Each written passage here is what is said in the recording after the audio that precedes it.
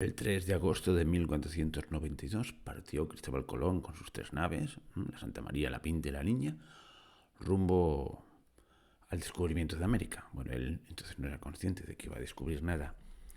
Entonces es un puerto histórico, ¿verdad? Y cabría pensar, el puerto de Palos, concretamente de Palos de la Frontera, pueblo cercano a Huelva, Andalucía. Y a uno, pues bueno, ¿y ese puerto qué tal está ahora? Sigue siendo un puerto importante, porque en aquella época era importante. Bueno, pues ese puerto ya no existe. Hace muchos cientos de años que está enterrado.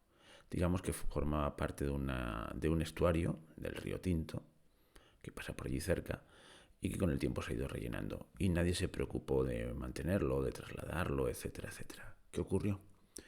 Bueno, pues pese al relumbrón histórico que pueda tener que de allí partieran las 3 carabelas, o las 3 naves, porque no todas eran carabelas, eran 2 carabelas y una nao, precisión histórica. Bueno, pues pese a eso, el puerto cayó en el olvido y la ciudad de Palos, pues justo a raíz del descubrimiento de América, pues no pasó sus mejores momentos. Parece paradójico, ¿verdad? Pero vamos a explicarlo todo pasito a pasito. Y por si alguno tiene interés, pues podéis meteros en palosfrontera.com y ver un espacio dedicado al puerto histórico de Palos. ¿Veis? Y aquí hay unas fotos. Bueno, primero vemos una foto idealizada de lo que sería el descubrimiento, una foto, no, un cuadro. Y luego aquí vemos ya, a continuación, las obras de excavación, ¿no? El río que pasa por ahí al fondo, que es el río Tinto, pues se ve eso muy de fondo. Hay un buen trozo de tierra entre el antiguo puerto y el río. Y esto es lo que queda del puerto de Palos, de donde partió el descubrimiento. Los que solo me estáis oyendo por iVoox, pues podéis entrar siempre a esa página web y verlo. O sea que queda poco y nada y menos que nada del primitivo puerto. Y si nos vamos a la página de Wikipedia dedicada, o la voz de Wikipedia dedicada a Palo de la Frontera, que para determinadas investigaciones es un desastre, no os la recomiendo, pero para estas cosas sí. Habla de los símbolos, dice, el escudo municipal de Palos de la Frontera se basa en parte en el concedido por el emperador Carlos V el 23 de septiembre de 1519 a los hermanos Pinzón, protagonistas principales, los armadores de las naves, y a los marinos de Palos de la Frontera que fueron con ellos a descubrir las Indias. Descripción heráldica, atención.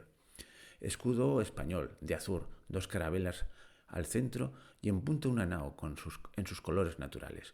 Todo ello en el mar sobre ondas de plata y movientes de los flancos 2 mitades del mundo, también en su color natural. Bordura de oro con 4 corazones de gules y 4 áncoras de sable alternados. Se presenta cargado sobre un campo de pergamino de plata. Al pie del mismo, cinta flotante con la leyenda Cuna del Descubrimiento. Por timbre, corona real abierta.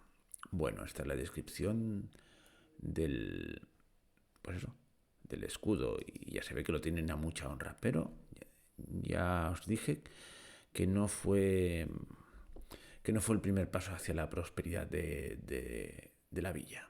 Era un puerto próspero de exportación de azulejería y cubertería, bueno, fina y tal, a Italia y otros sitios, y además de pescado, tiene una lonja de pescado.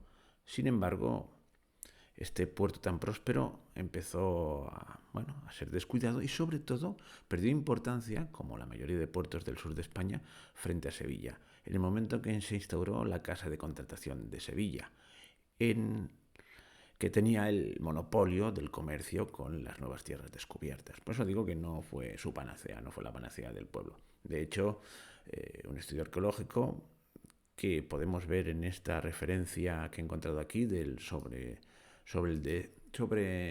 la ubicación del antiguo puerto de Palos en el periódico El Mundo, es una reseña periodística en donde habla precisamente de las excavaciones arqueológicas, donde se ven los hornos donde se hacían esta azulejería, estos productos cerámicos y de menaje para el hogar, etcétera, etcétera. Y cómo fue la decadencia, la lenta, o rápida, mejor dicho, decadencia del puerto y de la ciudad.